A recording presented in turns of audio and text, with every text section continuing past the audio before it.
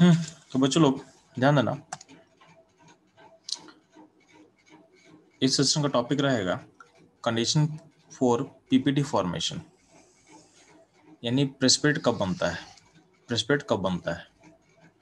तो अभी तक हम लोग सॉलिडिटी का कंडीशन देखे थे। सॉलिडिटी में हम लोग क्या करते थे कि हम लोग डालते थे, सॉल्ट डालते थे, हम लोग सॉल्ट ऐड करते थे, यानी हमारे पास एक सॉल्ट होगा, सॉल्ट का कुछ सॉलिड फॉर्म होता था, वो अपने आयन में ब्रेक करता था, ठीक है, कुछ अपने आयन में ब्रेक करेगा, यानी हम सॉल्ट में ऐड करते थे, उससे एस पार्ट टूटेगा तो एस एस बनता था, ऐसा सोच रहे थे। अगर मान लेते हैं आपके पास सॉल्ट नहीं है, ठीक है, आपके पास सिर्फ आयन है, सिर्फ क्या है, आयन है, ठीक है, तो सॉल्ट नहीं है मान लेते हैं आपके पास। तो इस सॉल्ट आप आयन जो है वो पीपीटी कब बनेगा, मतलब क्या है, हम लोग अभी तक ऐसा सोचते थे कि सॉल्ट डालते थे, सॉल्ट ब्रेक करता आयन में, और कुछ तो सॉल्ट का बहुत स्मॉल सारा पार्ट टूटता था।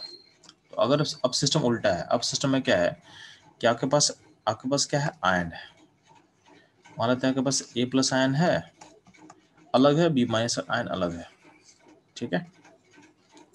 तो इन दोनों को बोला कि इन दोनों को मिक्स किया गया, बोला कि इन दोनों को हम मिलाएंगे, या तो ऐसा क्वेश्चन पूछ सकता आपसे, या बोले ए प्लस बी माइनस अलग अलग है, उसको मिलाएंगे, ठीक है। तो बोलेगा पीपीटी कब बनेगा, पीपीटी फॉर्मेशन कब होगा। when ppt is formed, when ppt formation take place. तो पहला कंडीशन ऐसा देख सकते हैं आपको, ठीक है।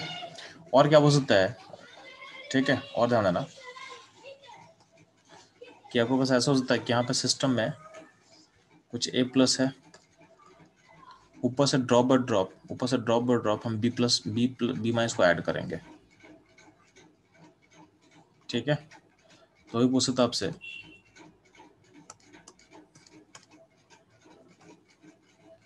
पीपीटी फॉर्मेशन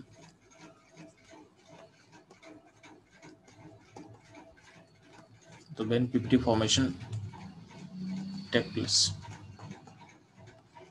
या फिर आपको ऐसा बोल सकता था कि आपके पास सिस्टम में बी माइनस आयन है, ऊपर से हम ड्रॉप बाय ड्रॉप ऐड कर रहे हैं, क्या ए प्लस को हम ऐड कर रहे हैं। तो यहाँ पे ऐसा ऐसा केस ले सकता है आपके सामने, ठीक है। तो ध्यान देना, तो आप ऐसा सोचना पीपीटी बनेगा मतलब क्या हुआ, मतलब पीपीटी बनने का मतलब क्या है कि अगर आप मान लेते हो आपके पास ए प्लस आयन है और बी माइनस आयन है, ठीक है, आपके पास ए प्लस आयन है और बी माइनस आयन है, ठीक। तो पीपीटी बनाएगा तो किसका बनाएगा जी, तो ए बनाएगा, ए बी का पीपीटी बनाएगा, इसका पीपीटी फॉर्म करेगा, ठीक, ठीक है। उसको उल्टा सोचो, सोचते हैं थोड़ा सा उल्टा, मतलब कि यहाँ पे आप ए बी सॉल्व लिए हो, बट इसका अमाउंट कुछ नहीं है, आपके पास ए प्लस आयन है और बी माइनस आयन है, ठीक है। तो आप डाल कहाँ रहे हो, तो आप इसको डाल रहे हो सिस्टम में, ठीक। तो आप लोग पढ़ चुके हो कि जो क्यूएसपी था,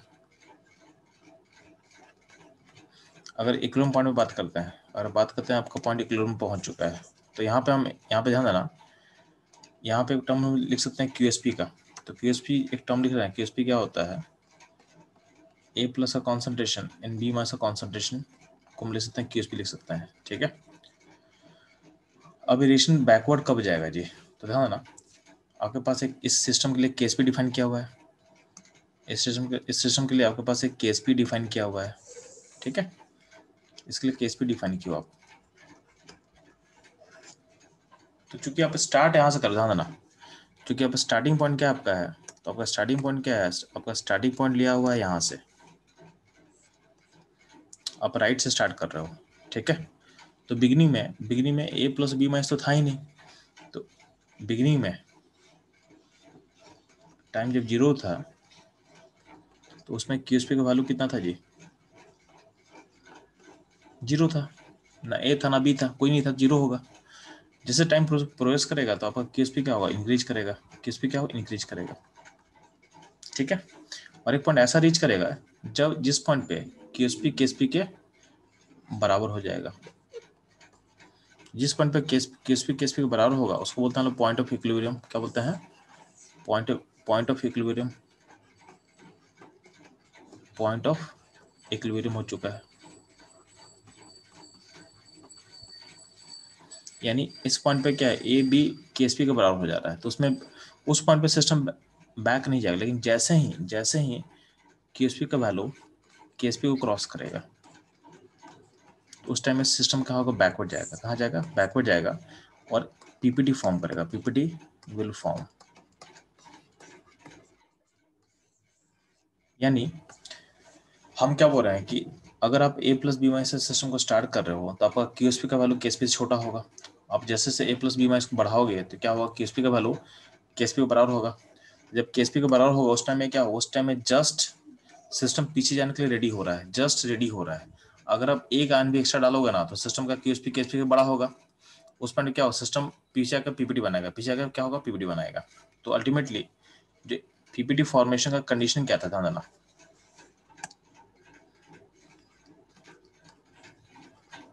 तो when PPT is formed, इसमें बोला गया कि लिमिटिंग कंडीशन होता है, लिमिटिंग कंडीशन बोला गया है। जहाँ सब निकालोगे तो केएसपी और केएसपी अगर मैच कर जाएगा तो ये लिमिटिंग केस हो रहेगा। यानी जस्ट इस केस में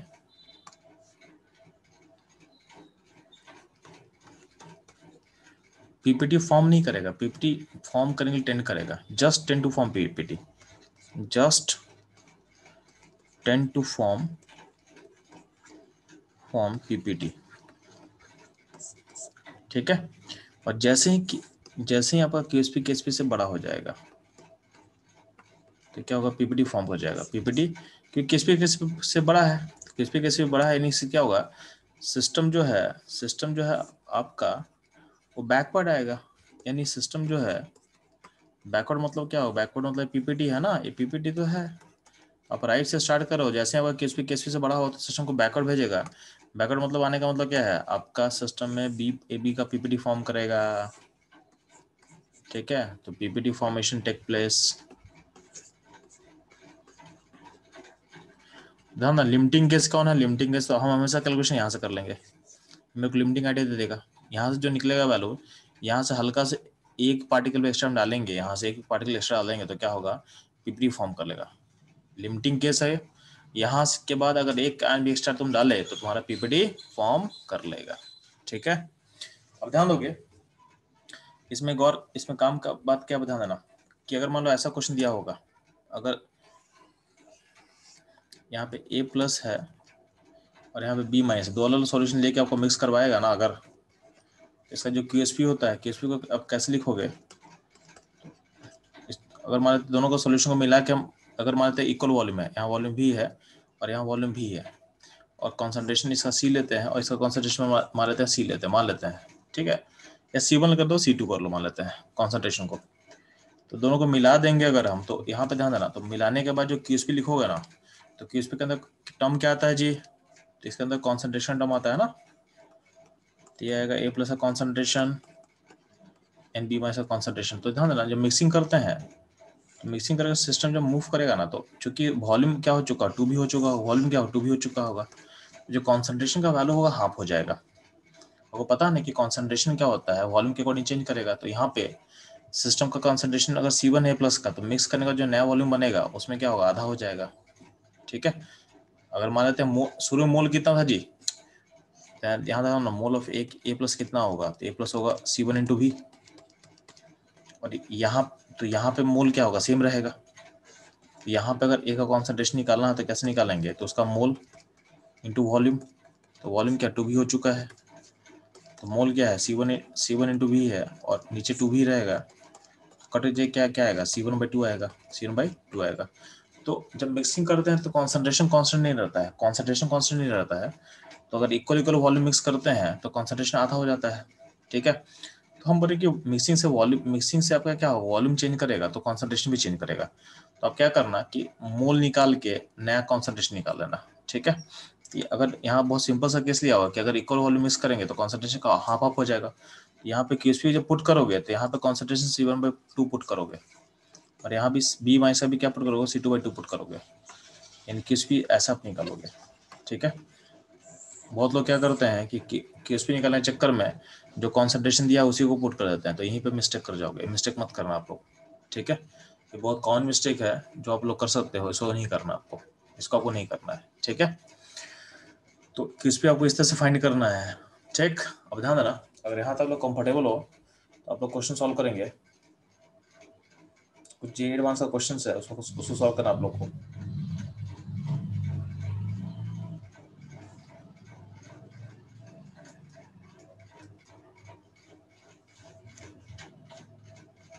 तो आप लोग सॉल्व करेंगे क्वेश्चन नंबर 24 को।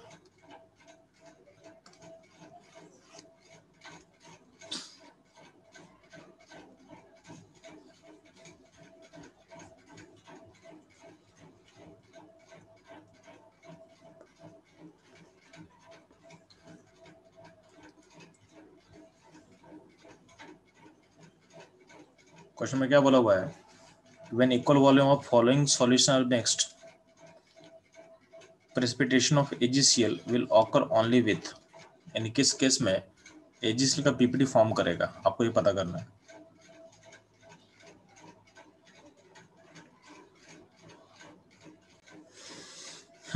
तो बच्चों लोग ध्यान देना, इसमें आपको बस कंडीशन क्या दिखाना है, हर केस का अब QSP निकालना। तो हर केस का QSP निकालोगे और देखना कि KSP से बड़ा किस में आ रहा है। जिस केस में KSP से बड़ा आ जाए, KSP दिया हो क्वेश्चन में, तो उस केस में आपका आंसर आ जाएगा।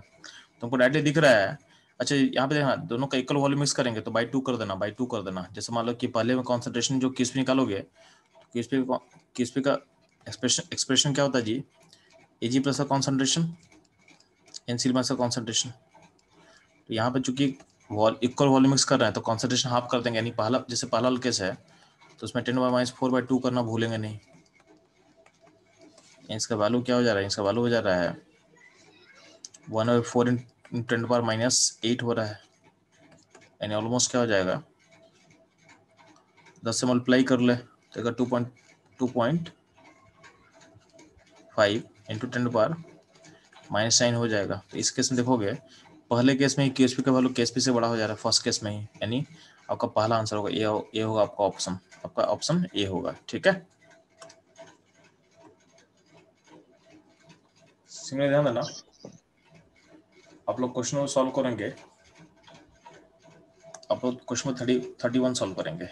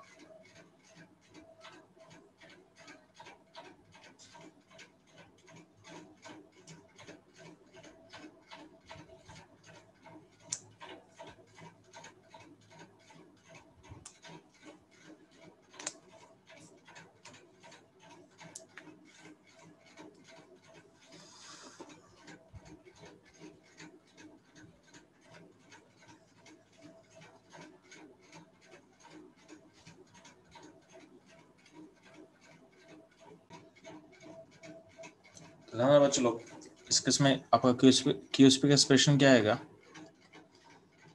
QSP का एक्सप्रेशन आएगा कैल्शियम प्लस 2 का कंसंट्रेशन होगा एंड F माइनस का कंसंट्रेशन का क्या होगा, स्क्वायर होगा। अब क्या करोगे आप लोग, वॉल्यूम को मिक्स करें, हम लोग वॉल्यूम को मिक्स करें तो क्या होगा, जो कॉन्सेंट्रेशन होगा हाफ हो जाएगा, ध्यान देना। तो पुट करो तो ध्यान देना, इसमें कौन सा ऑप्शन सही होगा, तो इसका ऑप्शन बी सही होगा। चेक कर लेता हूँ, बी को डायरेक्टली पुट कर रहे हैं आपके सामने हम। तो बी का QSP कितना निकला, 10⁻⁻2/2 होगा, और यहाँ पे होगा 10⁻3/2 का होल स्क्वायर होगा। तो अल्टीमेटली हो जाएगा 10⁻8 डिवाइडेड बाई 8 होगा। ठीक है, यानी इसका जो आंसर निकलेगा हो जाएगा 1.10 बाई ना 1.25 इंटू 10⁻⁹ होगा। यानी यहाँ जो वैल्यू है वो केएसपी से बड़ा है, केएसपी से बड़ा है, तो इसका सम पीपीटी फॉर्म करेगा। बाकी केस में देखना जब क्यूएसपी निकालोगे केएसपी से छोटा आ जाएगा, ठीक है। तो ध्यान देना है, अगर आप बाई 2 नहीं करोगे ना, बाई 2 नहीं करोगे तो पहले वाले केस में भी क्या है, पहला वाला केस में भी नहीं, पहले भी क्रॉस कर जाएगा, ठीक है। तो बाई 2 नहीं करोगे तो प्रॉब्लम आ जाओगे, ठीक है। तो बाई 2 करके ही, मतलब कभी कभी आपको आप फंस सकते प्रॉब्लम में, अगर बाई 2 नहीं करोगे तो बाई 2 करना भूलना मत क्वेश्चन में, ठीक है। तो आप लोग को पीपीटी कब बनता समझ में आ गया। अब ध्यान ना, इसी से एक लिंक टॉपिक रहेगा, इसी से लिंक टॉपिक रहेगा ये कंडीशन फॉर सेलेक्टिव, मतलब किस जब भी कभी भी हम सिलेक्टिव प्रेसिपिटेशन कैसे करते हैं, ठीक है। इसी टॉपिक में लिंक टॉपिक रहेगा सिलेक्टिव प्रेसिपिटेशन, सिलेक्टिव प्रेसिपिटेशन, ठीक है।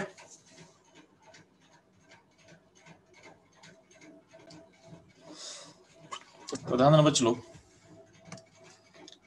जो सिलेक्टिव प्रेसिपिटेशन का मैं बात कर रहा था उसमें करना क्या, ध्यान देना। तो आपके सामने एक एग्जांपल लिया हुआ है, ध्यान देना। हम लोग क्या किए हैं, हम लोग एक सॉल्यूशन लिए हैं, सॉल्यूशन के अंदर Hg प्लस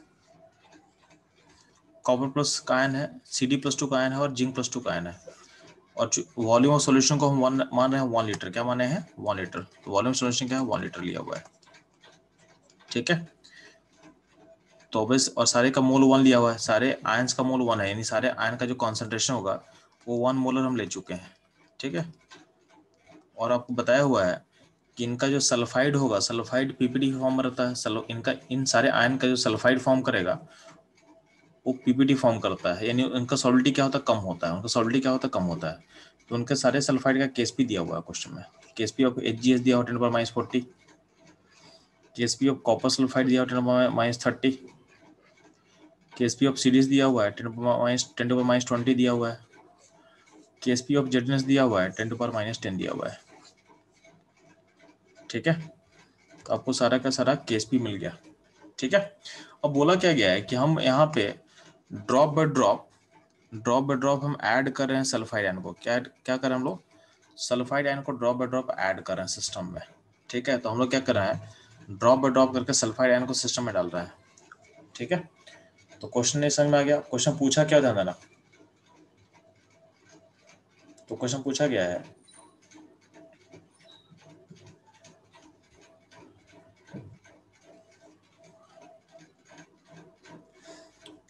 कि find the amount of sulfide ion added to PPT and an amount of M+2 left। इसका मतलब समझ कि यहाँ पे आयन 4 आयन दिया हुआ अलग अलग। तो बोला गया है कि अगर Hg, मेरा पहला क्वेश्चन है कि HgS का पीपीटी करना होगा, अगर मान लेते हैं, ठीक हो। यहाँ पे ध्यान देना, पहले कौन पीपीटी करेगा, तो पहले जिसका क्यूएसपी केएसपी को मैच करेगा।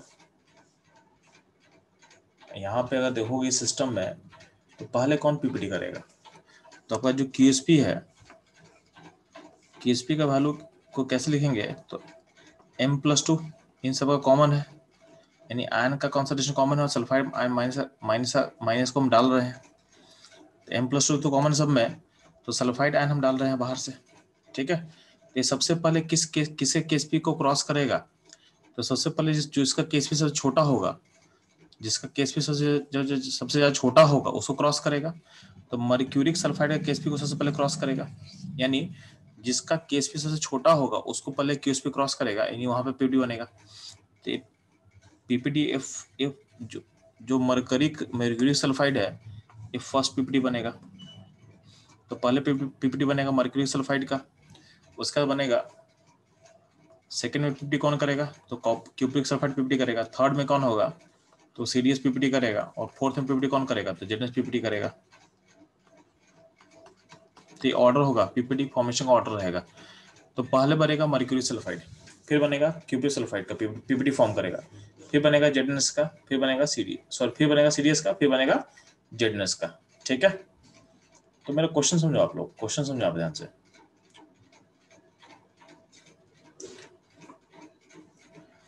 तो ध्यान ना, अगर मान लेते हैं कि मर्क्यूरिक सल्फाइड का अगर पीपीटी फॉर्म कर रहा है, पीपीटी फॉर्म कर रहा है, तो उसके लिए आपको सल्फाइड कितना डालना पड़ेगा?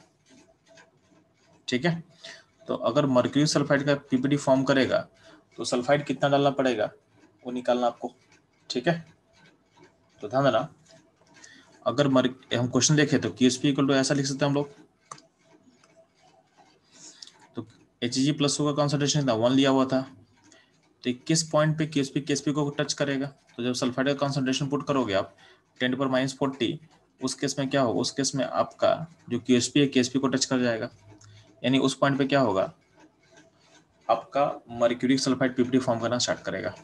ठीक है, तो ये ध्यान रखना। तो सल्फाइड का अमाउंट कितना ऐड किए हो 10⁻40, उस केस में आपका मरकरी का पीपीटी फॉर्मेशन स्टार्ट हो जाएगा। तो जब मरकरी का पीपीटी फॉर्मेशन स्टार्ट होगा तो बाकी आयन को कोई फर्क नहीं पड़ेगा, तो बाकी आयन को फर्क नहीं पड़ेगा तो क्या होगा? बाकी आयन जितना है उतना को उतना बचा हो रहेगा सिस्टम में, उसमें कोई दिक्कत नहीं है उसको, उसमें उसको कोई प्रॉब्लम नहीं है, बाकी आयन में कोई चेंज नहीं होगा।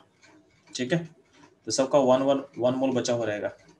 ठीक है, बोला गया कि जब कॉपर सल्फाइड का पीपीटी फॉर्म करेगा, उस केस में मरकरी कितना बचेगा, मरकरी कितना सिस्टम बचेगा? तो कॉपर का पीपीटी बनेगा जी, तो कॉपर पीपीटी बनने के लिए ध्यान देना, कॉपर का अमाउंट 1 लिया हुआ था और सल्फाइड का अमाउंट हमको निकालना है, तो इसका KSP कितना 10⁻30 है, इसका मतलब जब कॉपर का वैल्यू को 1 मान सकते हैं हम लोग, तो उसके इसमें सल्फाइड का अमाउंट कितना चाहिए? 10⁻30 चाहिए।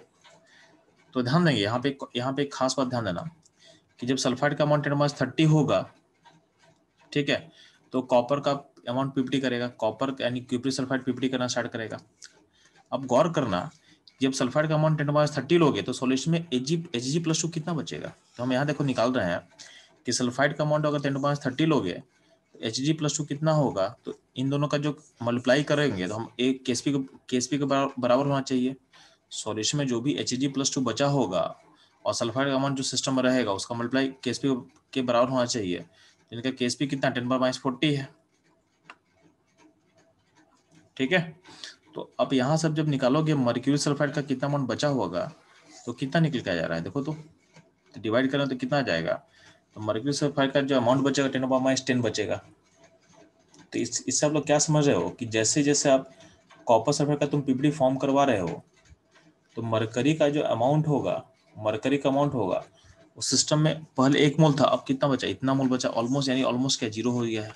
यानी हम बोल सकते हैं कि कॉपर सल्फाइड के पीपीटी फॉर्म करने से पहले ही इन जैसे कॉपर सल्फाइड का पीपीटी फॉर्म करेगा उस पॉइंट तक आते आते जितना भी सिस्टम का मरकरी है वो खत्म हो चुका होगा, यानी मरकरी 1 से कहाँ से पहुंच गया? 10⁻10 पहुंच चुका है। यानी ऐसा बोल सकते हैं क्या कि कॉपर सल्फाइड के पीपीटी से जस्ट पहले ही मरकरी ऑलमोस्ट सिस्टम से खत्म हो चुका है, यानी ऑलमोस्ट ना के बराबर बचा हुआ है। ठीक है, और कॉपर सल्फाइड यानी इस प्रोसेस में अगर मरकरी हट चुका है तो मरकरी हटा किस फॉर्म में होगा? HGS के फॉर्म में होगा, हटा होगा। तो ऑलमोस्ट ध्यान देना कि Hg का भी सॉल्यूशन में कितना पहले 1 था, यहाँ पे अब कितना बचा? 10⁻10 बचा हुआ है। इसका मतलब ऑलमोस्ट 1 का 1 यहाँ जा चुका है, तो 1 अगर 1 मोल Hg+2 को अगर पीपीटी में जाना है तो सल्फाइड का अमाउंट कितना डाला होगा? तो सल्फाइड का अमाउंट भी 1 कंज्यूम कर चुका होगा। यानी हम बोल सकते हैं कि कॉपर+2 के पीपीटी करने से पहले ही सल्फाइड का अमाउंट कितना ऐड किया गया हो। तो सिस्टम में सल्फाइड तो 10⁻30 है, सिस्टम में सल्फाइड का अमाउंट 10⁻30 निकल के आ रहा है मेरे पास, लेकिन कितना हम सल्फाइड डाल चुके होंगे? तो हम क्या बोल रहे हैं कि कॉपर सल्फाइड के पीपीटी से पहले ही मरकरी का पूरा एन पीपीटी में जा चुका होगा, हमको दिख रहा है। तो उसको पूरा पीपीटी करने के लिए सल्फाइड कितना डाला होगा? तो ऑलमोस्ट 1 मोल हम डाल चुके हैं, ऑलमोस्ट हम उसका 1 मोल डाल चुके हैं। तो ये समझ में आना चाहिए। यानी ये समझोगे कि जब तक मरकरी का पूरा आयन बाहर नहीं निकलेगा कॉपर का आयन पीपीटी नहीं करेगा। यानी यहाँ पे हो रहा है कि कॉपर और मरकरी का KSP में थोड़ा डिफरेंस था, 10⁻10 का डिफरेंस था। तो हम देख रहे हैं क्या कि KSP जिसका लोअर था वो पहले पूरा का पूरा बाहर निकलेगा, फिर जिसका KSP हाइयर है वो पीपीटी करेगा। इसको बोलते हैं सिलेक्टिव प्रेसिपिटेशन। यानी अगर आपके पास कॉपर आयन होगा और आपका मरकरी आयन होगा और सल्फाइड आप ऐड करोगे तो सल्फाइड पहले पूरा मरकरी को बाहर निकाल देगा, फिर कॉपर पीपीटी करेगा। यानी आप दोनों को अलग अलग पीपीटी कर सकते हो, दोनों का पीपीटी एक साथ कभी नहीं होगा। पहले मरकरी जब पूरा निकलेगा तब कॉपर स्टार्ट होगा, तब कॉपर का पीपीटी होना स्टार्ट होगा। ठीक है, तब कॉपर का पीपीटी होना स्टार्ट होता है। ठीक है, यहां तक को डाउट पे चलो, ये समझ में? No sir. ठीक। और इस टाइम में अगर बोलेंगे कि इस टाइम में सीडी का अमाउंट कितना होगा, तो यार जब तक कॉपर पीपीटी नहीं करेगा सीडी का अमाउंट तो पीपीटी करेगा नहीं, तो सीडी प्लस 2 अभी क्या होगा 1 होगा, और जिंक प्लस 2 अभी भी क्या सिस्टम में 1 होगा। इसका अमाउंट ऑलमोस्ट अभी भी 1 1 होगा, इसमें तो कुछ हुआ नहीं है। ठीक है, तो सॉल्यूशन में हम क्या बोले, जब कॉपर पीपीटी करना स्टार्ट करेगा उस टाइम में सिस्टम में ऑलमोस्ट आप सल्फर का मोल, सल्फाइड आयन का मोल ऑलमोस्ट 1 डाल चुके हो, आपका पूरा का पूरा मरकरी आयन क्या हो गया पीपीटी में जा चुका है, तो मरकरी सॉल्यूशन में बहुत कम बचा होगा, और सीडी और जिंक जो है वो ऑलमोस्ट पूरा का पूरा बचा होगा सिस्टम में भी।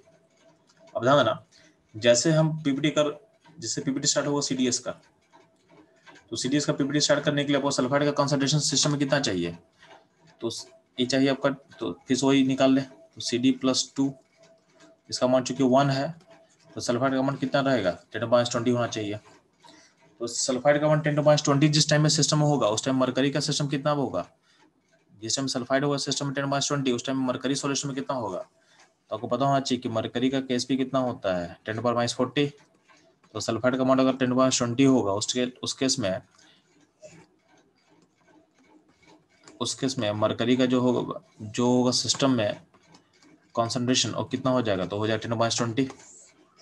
और कॉपर का कॉन्सेंट्रेशन कितना निकलेगा, तो कॉपर का निकाल ले, तो कॉपर प्लस 2 का जो केएसपी होगा 10⁻30 था, तो उसमें अगर सल्फाइड होगा 10⁻20 होगा, तो उसके उसमें कॉपर प्लस 2 कितना निकलेगा 10⁻10 निकलेगा। इसका मतलब हम ये बोलना चाह रहे हैं कि जैसे जैसे आपका सीडीएस का पीपीटी होना स्टार्ट होगा, तो सीडीएस की पीपीटी स्टार्ट होने से पहले ही आपका ऑलमोस्ट सिस्टम से मरकरी खत्म हो चुका है और कॉपर खत्म हो चुका है। कॉपर 1 मोल था और मरकरी 1 मोल था, ऑलमोस्ट जीरो का बराबर बचा, ऑलमोस्ट जीरो का बराबर बचा हुआ है। ठीक है, तो इन दोनों सिस्टम बाहर गया, तो किस फॉर्म में बाहर गया होगा, बाहर गया होगा दोनों अपने सल्फाइड के फॉर्म में, बाहर गया होगा दोनों अपने सल्फाइड के फॉर्म में। तो दोनों का सल्फाइड, तो दोनों का चूंकि 1 1 मोल था, तो यही 1 मोल बनेगा, यही 1 मोल बनेगा। तो ऑलमोस्ट सीडीएस के पीपीटी के समय तक अब सिस्टम में अब सल्फर का मोल कितना ऐड कर चुके हो, तो सल्फर मोल 2 मोल ऐड कर चुके हैं। सिस्टम में इतना मोल बचा हुआ है, सल्फाइड इतना है, लेकिन पीपीटी के फॉर्म में इतना मोल बाहर जा चुका है, 2 मोल के आसपास का मोल सल्फाइड बाहर जा चुका है। ठीक, सिमिलरली हम बात करते हैं जेडनेस का, तो बात करें जेडनेस का, तो जेडनेस में था ना, तो सल्फाइड आयन क्या है 10⁻10 है। जब जेडनेस पीपीटी करेगा उस टाइम में सल्फाइड आयन 10⁻10 होगा, तो उस टाइम में जब सल्फाइड आयन पीपीटी, जब जिंक सल्फाइड पीपीटी होना स्टार्ट होगा उस टाइम में मरकरी कितना सिस्टम बचेगा 10⁻30, कॉपर कितना बचेगा 10⁻20 बचेगा, और सीडी कितना बचेगा 10⁻10 बचेगा। और ये सब यानी ऑलमोस्ट सब खत्म हो जाएगा, ऑलमोस्ट खत्म हो जाएगा। तो हम जब जिंक सल्फाइड का पीपीटी करना स्टार्ट करेंगे उस टाइम में आप कितना मोल सल्फाइड आयन आप डाल चुके होगा, तो सिस्टम में आप सल्फाइड आयन डाल चुके हो 3 मोल, जो कि पीपीटी के फॉर्म में जा चुका है। 1 मोल यहाँ पे, 1 मोल यहाँ पे, 1 मोल यहाँ पे, और सिस्टम में बहुत स्मॉल अमाउंट बचा होगा। कितना बचा होगा 10⁻10 बचा होगा, जो कि जिंक को पीपीटी करना स्टार्ट कर रहा है। ठीक है, इसमें कोई दिक्कत बच्चे लोग, इसमें कोई दिक्कत है बच्चे लोग आप लोग को? No sir. ठीक है, इसको बोलते हैं हम लोग सिलेक्टिव प्रेसिपिटेशन, इसको बोलते हैं हम लोग सिलेक्टिव प्रेसिपिटेशन। ठीक है, तो ये टॉपिक बहुत इंपॉर्टेंट है, और ऐसा यूज कहाँ हो तो अभी ध्यान देना। और आप लोग कभी स्कूल गए हो तो लैब गए होगे, ठीक है, लैब गए हो तो लैब में हम लोग क्या करते हैं, कुछ टेस्ट करते थे हम लोग। आपके पास कुछ कटायन एनायन का ग्रुप हुआ करता था, कटायन का ग्रुप हुआ करता था। ठीक है, तो वहाँ पे उसके ग्रुप का कुछ रिएजेंट होता था, उसके अकॉर्डिंग हम लोग क्या करते थे, उसको सेपरेट करते थे। तो यहाँ पे जो हम लोग सिलेक्टिव प्रेसिपिटेशन सीखे हैं ना, उसके अकॉर्डिंग ही यहाँ पे ग्रुपिंग किया गया है। ठीक है, तो अब ध्यान देना, इसका एप्लीकेशन को समझा रहे हैं। एक क्वेश्चन कभी कभी आपके एग्जाम में आ सकता है, तो application of solubility in salt analysis. तो हम लोग ये स्कूल में हम लोग सीखते हैं सॉल्ट एनालिसिस। ठीक है, तो हम लोग सॉल्ट एनालिसिस में ना हम लोग बात करें कटायन का, यानी कटायनिक रिएजेंट का। ठीक है, तो ग्रुप 0 में रखा गया है, रेडिकल जो होता है अमोनियम आयन को रखा गया है। ठीक है, ग्रुप 1 में ध्यान देना, ग्रुप 1 में इन सब आयन को रखा गया, Ag+ को, Hg2+2 को Al+2 को, ठीक है। अब ग्रुप 1 का जो भी रिएजेंट है ना, ग्रुप 1 का जो भी रिएजेंट है उसका जो क्लोराइड होता है ना, क्लोराइड उनका सॉल्बिलिटी लेस होता है, ठीक है। तो ग्रुप 1 का जो भी आयन दिख रहा होगा Hg2+2 एंड Lead+2 इनका Ksp लो होता है, किसके लिए? फोर क्लोराइड यानी Cl- रहेगा तो इनके साथ Ksp लो होता है तो क्या उसका पीपीडी बनेगा। तो इसमें जब डालते हो देखो रिएजेंट क्या चूज किया गया है, तो यहाँ पे चूज किया डायलू HCl चूज किया गया है। तो HCl जब यहाँ पे जाएगा तो क्या होगा, Cl आयन प्रोवाइड करोगे तो इनका पीपीडी बनेगा in form of chloride PPD form करता है, ठीक है। तो तीनों व्हाइट पीपीडी फॉर्म करेगा अपने क्लोराइड का, ठीक है। क्यों फॉर्म करेगा? क्योंकि इनके क्लोराइड्स का सॉल्बिलिटी क्या होता है, लो सॉल्बिलिटी होता है, ठीक है। अब ध्यान देना जो ग्रुप टू में कुछ आयन को रखा गया है, इन सब आयन को रखा गया है Hg+2 P+2 Cop+2 Cd+2 Bi+2, ठीक है। तो बोला गया इसका रिएजेंट क्या होता है, तो वो रिएजेंट होता है डायल्यूट HCl एंड H2S। तो ग्रुप 2 का दो पार्ट होता है 2A एंड 2B। 2A में A होता है, A सारा आयन होता है, 2B में A सारा आयन होता है। इन सब का ध्यान देना, इन सब का रिएजेंट कॉमन है। रिएजेंट क्या है, हम इसमें ऐड कर रहे हैं डायल्यूट HCl प्लस H2S, दोनों में कॉमन चीज ऐड कर रहे हैं, ठीक है। अब देखा गया है कि ग्रुप 2 का जितना भी कटायंस है उन सबका सल्फाइड का Ksp लो होता है, यानी अपने सल्फाइड के फॉर्म में पीपीटी करेगा तो इनका सल्फाइड का Ksp क्या होता है, लो होता है। तो अपने सल्फाइड के फॉर्म में क्या होगा, पीपीटी करेगा। तो देखोगे जहां भी होगा सबको सल्फाइड पीपीटी फॉर्म किया हुआ है, ठीक है। तो यहाँ पे हमको समझना है, ध्यान रखना। इसको समझने से पहले अब चलते ग्रुप 4 चलते हैं। ग्रुप 3 एक बार चेक कर लेते हैं। तो ग्रुप 3 चेक कर लेते हैं ना। ग्रुप 3 में कटायन क्या क्या है, क्रोमियम+3, आयरन+3 और Al+3। इनका पीपीटी फॉर्म करता है इन फॉर्म ऑफ हाइड्रोक्साइड। इनके हाइड्रोक्साइड का Ksp लो होता है। इसमें हाइड्रोक्साइड इनका रिएजेंट होता है NH4Cl प्लस NH4OH। यानी इसमें OH आयन डालोगे तो इनका पीपीटी फॉर्म कर जाएगा, इन आयन का पीपीटी फॉर्म कर जाता है, ठीक है। सिमिलरली ध्यान देना ग्रुप 4 का जो कटायन होता है Ni+2 है, Mn+2 है, Cobalt+2 है, Zinc+2 है। इसमें अगर डालोगे तो इनके सल्फाइड का सॉल्बिलिटी कम होता है। तो यहाँ पर सल्फाइड डालने के लिए हम रिएजेंट यूज करते हैं NH4OH प्लस H2S, ठीक है। तो ये भी अपने सल्फाइड के फॉर्म में पीपीटी करता है। तो क्वेश्चन यहीं से पूछेगा आपसे, क्वेश्चन पूछता है आपका 2 और 4 से लिंक करके क्वेश्चन से पूछ सकता है। क्वेश्चन बोलेगा कि 2 में भी आप डाल रहे थे H2S, देखो 2 में भी डाल रहे हो H2S, ठीक है, और 4 में भी डालो आप H2S। आपके 4 में भी क्या है, H2S डाला हुआ है। तो आखिर दोनों डिफरेंस क्या होता है?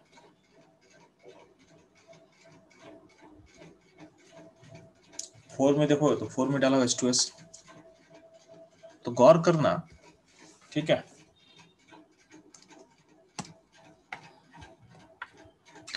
ड्यूरिंग सॉल्ट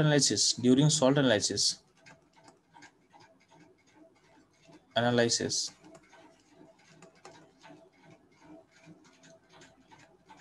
अगर ग्रुप 2 रहता है,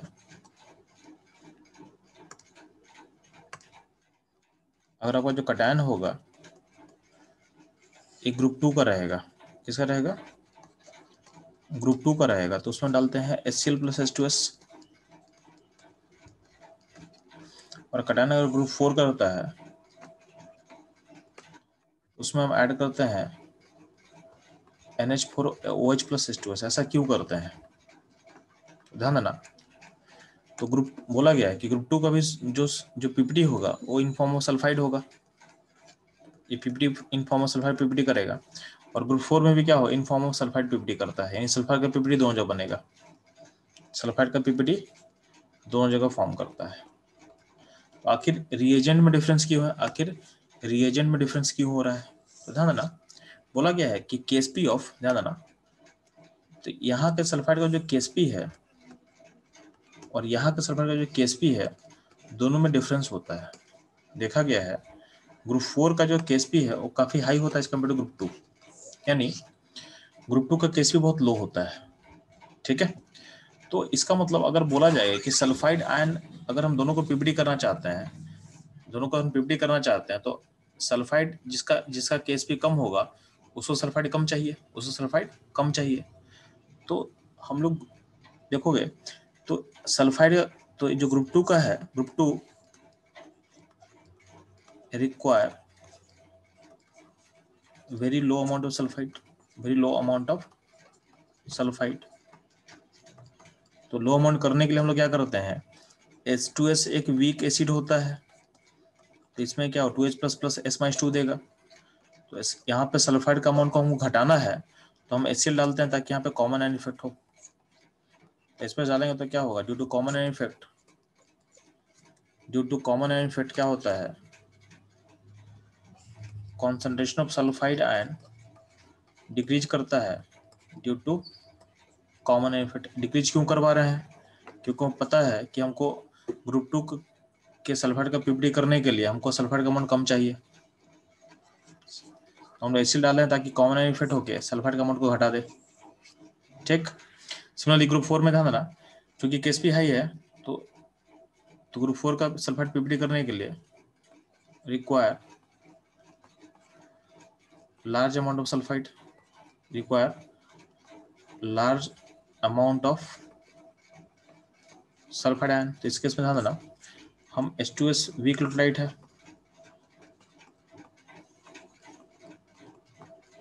तो यहाँ पे जब हम NH4OH ऐड करें तो NH4OH की बेस होता है, बेस क्या करेगा, H+ से रिएक्ट करेगा, तो बेस क्या क्या H+ से रिएक्ट करेगा, तो यहाँ पे एक ऑड आयन इफेक्ट होगा। तो यहाँ पे अल्टीमेटली क्या होगा, रिएक्ट करेगा तो सिस्टम को फॉरवर्ड खींचेगा। तो इस केस का जो सल्फाइड होता है, तो सल्फाइड आयन का कॉन्सेंट्रेशन इंक्रीज करेगा। क्यों इंक्रीज करेगा, due to odd ion effect, due to odd ion effect, due to odd ion effect. इसलिए उसमें NH4OH डाल रहे हैं, इसलिए उसमें NH4OH डाला गया ताकि सल्फाइड का अमाउंट लार्ज हो जाए और आपका ग्रुप 4 का पीपीडी कर जाए। लेकिन पॉइंट है कि ऐसा क्यों करते हैं, क्योंकि हम, तो ध्यान देना, होता क्या है कि सिस्टम में मान लेते हैं कि एक होगा जिंक +2 और एक होगा कॉपर +2, तो ये है ग्रुप 2 का और ये है ग्रुप 4 का। तो ऊपर से हम H2S, अगर सिर्फ H2S डाल देंगे तो H2S, तो हमको सिस्टम पता नहीं है, हमको पता नहीं होता है कि सिस्टम में कौन कौन सा आयन मौजूद है। तो अगर H2S हम डाल देंगे तो H2S में अगर सल्फाइड का अमाउंट ज़्यादा रहेगा, कि इससे क्या होगा, S-2 लार्ज निकलता है, S-2 अगर लार्ज अमाउंट निकलेगा तो क्या होगा, उस केस में दोनों पीपीडी कर जाएगा। इस केस में जिंक Zn पे चला जाएगा और कॉपर Cu+Cos में जाएगा। तो हम डिफ्रेंशिएट नहीं कर पाएंगे कि आयन कहाँ का है, यानी H2S जब डालेंगे तो कॉपर और जिंक दोनों पीपीडी कर जाएगा, तो हम डिफ्रेंशिएट नहीं कर पाएंगे कि कौन सा आयन कहाँ का है, ठीक है। तो इस डिफ्रेंशिएशन करने के लिए हम लोग क्या करते हैं कि अगर मान लेते हैं सिस्टम में जिंक +2 और कॉपर +2 दोनों हो, और इस केस में हम डाल रहे हैं H2S और डाल रहे हैं साथ में HCl, इससे क्या हो, सल्फाइड का अमाउंट घटा देगा, तो घटा देगा तो इस केस में पीपीडी कौन खाली करेगा, बस जो ग्रुप 2 है वही करेगा। तो 2 और 4 है, दोनों अलग अलग ग्रुप का है, तो इस केस में चूंकि सल्फाइड कम में पीपीडी कौन करता है, तो बस कॉपर सल्फाइड का पीपीडी बनेगा, जिंक का पीपीडी नहीं बनेगा। तो हम बता सकते हैं कि मेरे पास जो पीपीडी बना है ग्रुप 2 का पीपीडी है, ग्रुप 4 का पीपीडी नहीं है, इसलिए हम लोग सल्फाइड के अमाउंट को घटाने के लिए उसमें HCl ऐड करते हैं, ठीक है। तो ये था पूरा का पूरा लॉजिक। क्वेश्चन पूछता है कि हम लोग ग्रुप 2 के सॉल्यूशन में HCl ऐड क्यों करते हैं, तो आप क्या बोलोगे, ताकि सल्फाइड का अमाउंट डिक्रीज हो जाए और ग्रुप 2 का जो पीपीडी है वही फॉर्म करे, ठीक है। इसमें कोई दिक्कत है, चलो क्यों ऐड करते हैं HCl, एक क्वेश्चन आ सकता है आपके पास एग्जाम में कि ग्रुप 2 का जो रिएजेंट होता है उसमें डाइल्यूट HCl क्यों डाला जाता है H2S के साथ, तो क्या बोलोगे, ताकि सल्फाइड का अमाउंट घट जाए और ग्रुप 2 का ही जो है वही पीपीटी करे सल्फाइड, ग्रुप 4 कैन का पीपीटी ना करे। ठीक है, यहाँ तो कोई प्रॉब्लम है? चलो, दिशा, शरण्या, मधु, लक्ष्मी, नो सर। ठीक है। ठीक है, तो इसके साथ अपना सेलेक्टिव प्रेसिपिटेशन टॉपिक खत्म होता है। ठीक है, और साथ साथ क्या होता है, आपका आयनिक इक्विलिब्रियम भी खत्म होता है। ठीक है।